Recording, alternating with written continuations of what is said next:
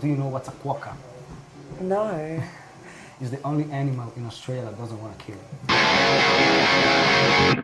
What is up, guys? Matthew Scott here at Raven Records in Camden Town, London. Our guest today is Serena Cherry of Svalbard. Hi. Thank you so much for joining me today. How are you? Thank you, I'm great. It's great to be here. Thanks for having me. What do you think about the place? Oh, this is incredible. Yeah, I am absolutely blown away by Raven Records. It's so cool. There's so much to look at.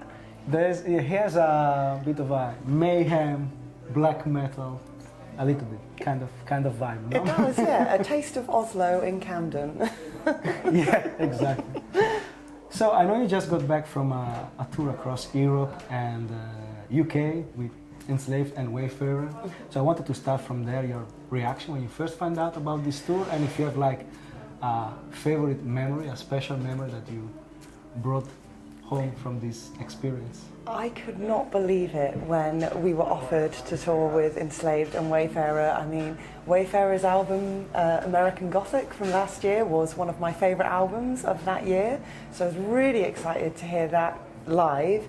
And then I've been the biggest fan of ENSLAVED for many, many years. I saw them play down the road at the Underworld years ago, and yeah, just a huge fan.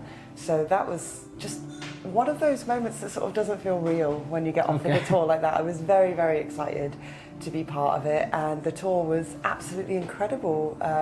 It's hard to pick a favourite moment because when you're on tour for 3.5 weeks, so much happens. There's so many like fun little memories and things like that. I'm just trying to think if anything. There's one like particular standout, and it's hard to pick, which is a great feeling. Yeah, you know, it's a good sign. Yeah, it went well, I guess. Yeah. Yeah, no, I met ENSLAVED here in London before the show. And I remember they were talking about a dream lineup, so it was good fun. It was good fun for not so much for my neck, but it was a great experience. And up next, you guys have a tour across Japan and Australia. Is the first time? So it's not our first time in Japan. We have played in Japan in 2019, and that was amazing, a fantastic experience. I really cannot wait to get back to Japan. But it is our first time in Australia, so really looking forward to that. Really looking forward to seeing a new country, and I am also very scared though because of the spiders. Funny enough, I was in Australia for 3 years, in Perth, Western Australia, so I gotta ask, do you know what's a quokka? No. It's the only animal in Australia that doesn't want to kill you. How do I describe it? It looks like, it's a mix between, like, it's a kangaroo, but it's also a bear, but it's also a rat. Wow. You can only find them in a small island near Perth. But yeah, they are friendly. They sound very cute. That's probably the only animal that doesn't want to. But yeah, it's a very nice country, so yeah. I'm sure you're gonna enjoy it. So a day in the life for touring for me, I still work my regular job. So I get up 8 in the morning, switch my laptop on, write about video games for Games Radar for 8 hours a day. And then we get to the venue. Usually I would use my lunch break from my regular job to load in and maybe to sound check. It was a bit difficult at points. I had meetings for my day job when I'm supposed to be sound checking, and you know, this is the thing, like you can plan out as much as you can plan out with a tour. Oh, this band are gonna sound check at this time, this band are gonna sound check at that time, but if there's problems with the sound, if there's other things like that, then the timings all get a little bit, it's never regimented, if you know what I mean. It's never that structured. So yeah, it's basically, for me, it's a challenge of balancing my day job commitments whilst on the road. You know, sometimes you'll get no Wi-Fi. We played some venues in Europe, absolutely no Wi-Fi. This is not very rock and roll, I realise. Without Wi-Fi nowadays. Yeah, you know. yeah, it's more important than air. But yeah, so balancing sort of working throughout the day, long drives. We weren't on the bus, so we drive ourselves, and a lot of long drives. You know, you're looking at 6-7 hours driving throughout the day, so we have to get up very early every day just to leave to make it to the next city. And then, yeah, setting up sound check, trying to maybe have something And to on eat. top of that, you have to perform. Yeah, I mean, another big challenge for me is finding something to eat at the right time, because you don't want to eat too close to the show. You don't want to eat like 3 hours before the show, because you just feel like you're going to be vomiting up whatever. Like if you move around as much as I do. But then, you know, sometimes you leave it till after the show, and that's too long, and you come off stage and are like really lightheaded. So yeah, there's always a food challenge is part of your day. And then, yeah, the rest of my evening, I'll watch the other bands, maybe play some Nintendo. And then, I mean, I don't drink, so I don't go out. The other guys will go out. When we were in Berlin, they went out to the Halford bar, the metal bar there and everything. But that's not my kind of speed. So, yeah, I'm the sensible one. Do you have like a particular like warm-up routine for your voice?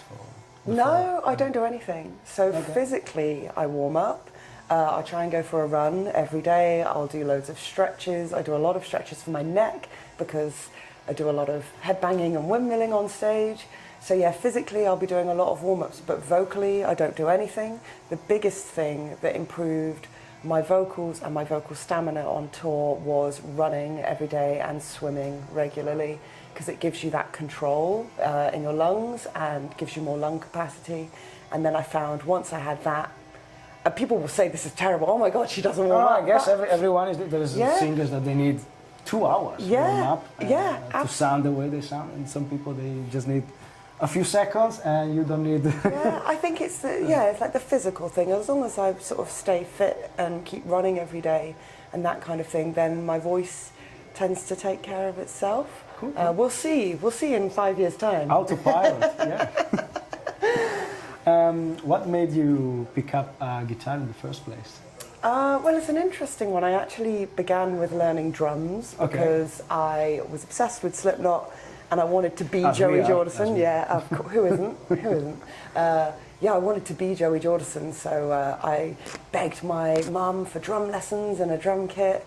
And the drum teacher I had insisted on teaching me, you know, the really boring technical snare drum rudiments. I see the merit of it now, but at the time, when you're a teenager, I just wanted to play double kick. I just wanted to play fast, and he wasn't teaching me what I wanted to learn. Where's the fun part? Yeah, exactly. I wasn't connecting with the way that drums are being taught to me.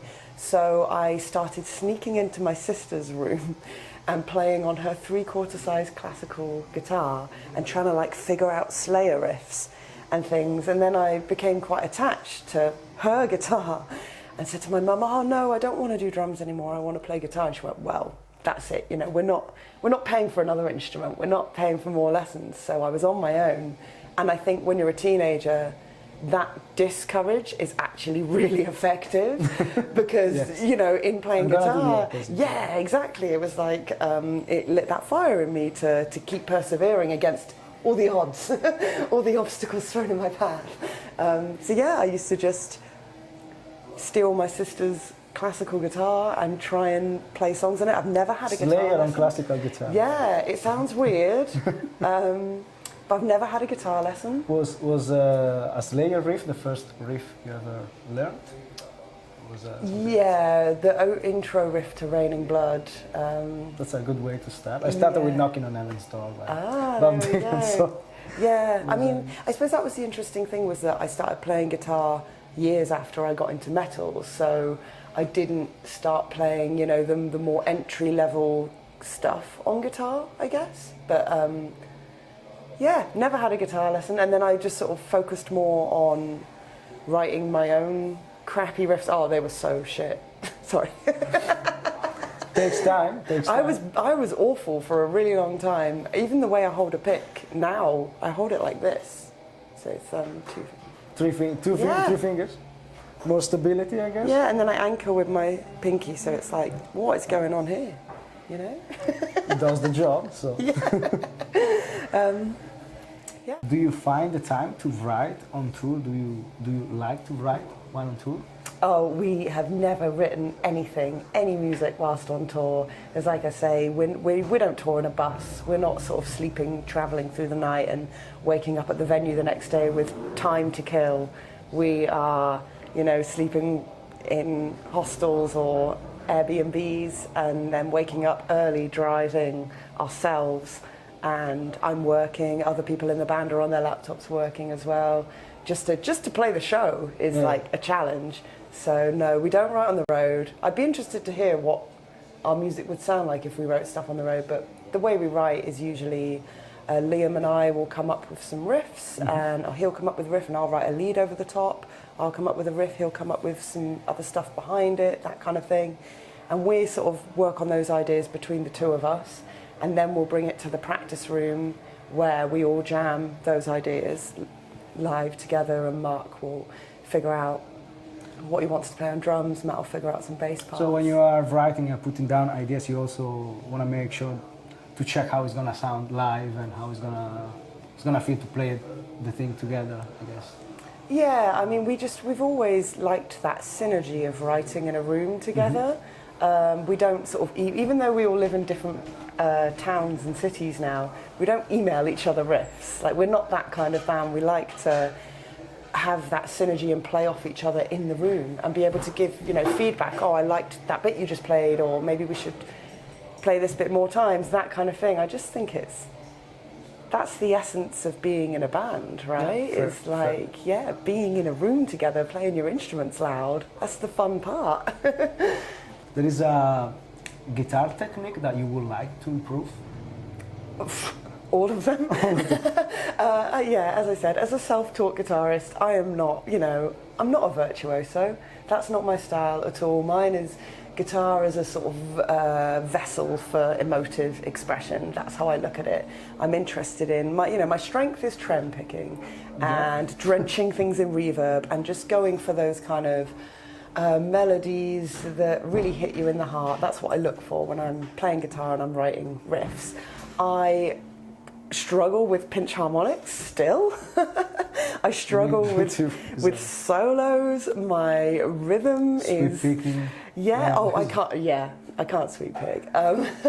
My rhythm, it's okay. It's one of those things where I think there are millions of absolutely phenomenal bedroom guitarists out there now, and if you want to treat it like a sport and get really technical and build that prowess, that's fantastic, but that's a different way to how I look at guitar. For me, it is just a vessel of emotion and expression.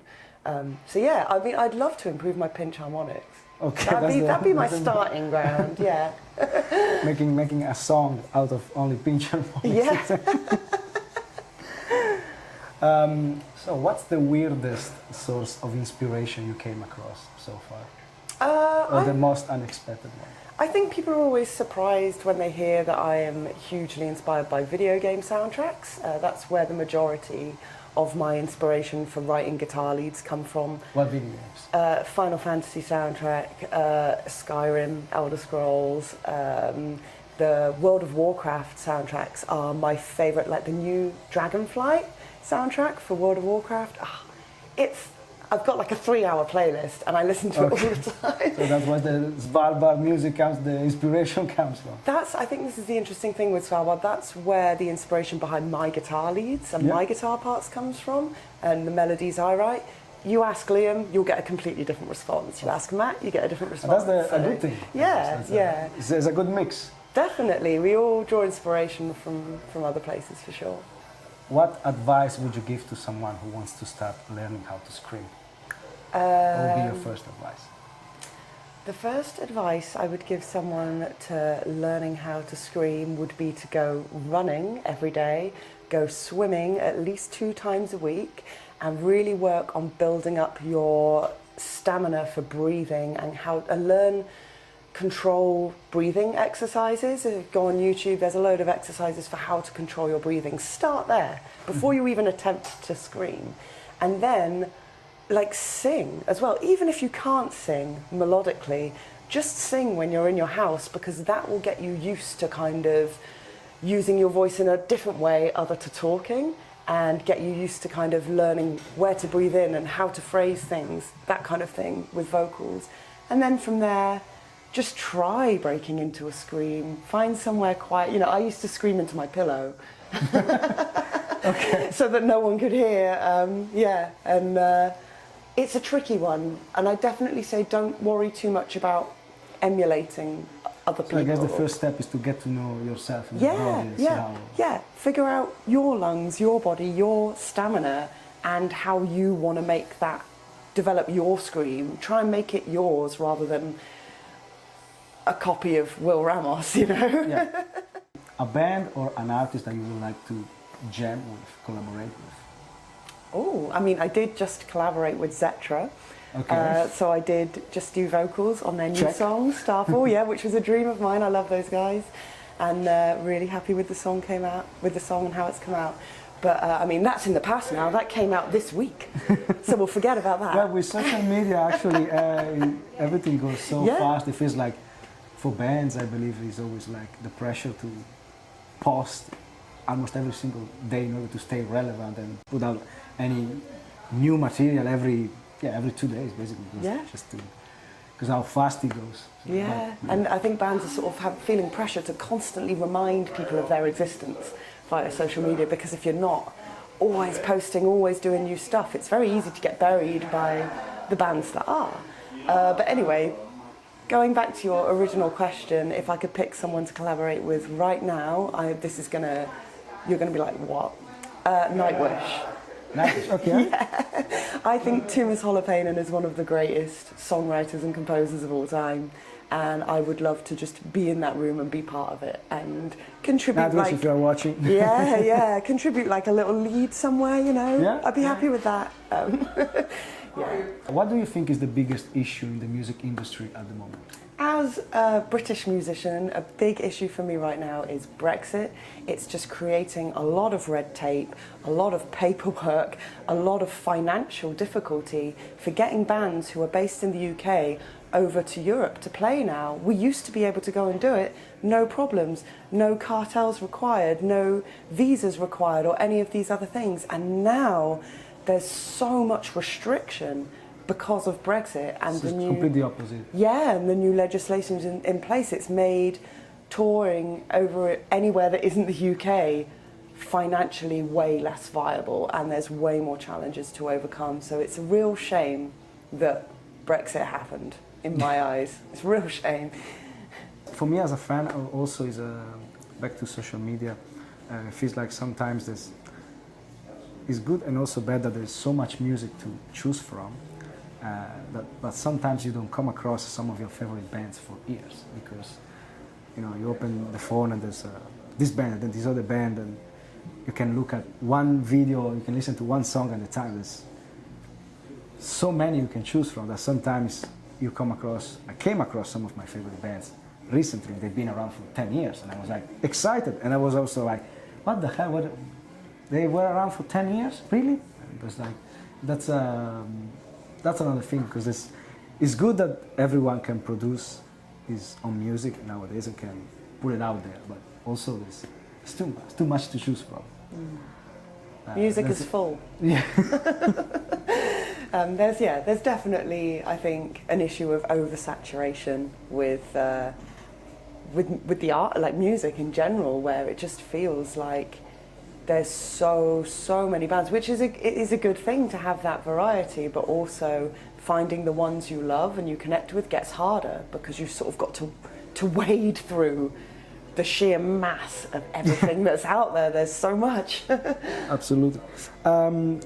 So the next one was about AI, actually. I don't know what's your take on this topic, because AI, it's here to stay, like it or not. For you, it's a no-go, or do you think can give like extra data to work on for an artist? For me personally, given that in my day job I work as a writer and then as a musician as well, AI terrifies me, and I find it very alarming that something can sort of synthesize so easily, and you lose the creative voice, you lose it becomes about making things for the sake of content, for the sake of ticking a box, if you have it made by AI, rather than creating because there's something inside you that's driving you to create.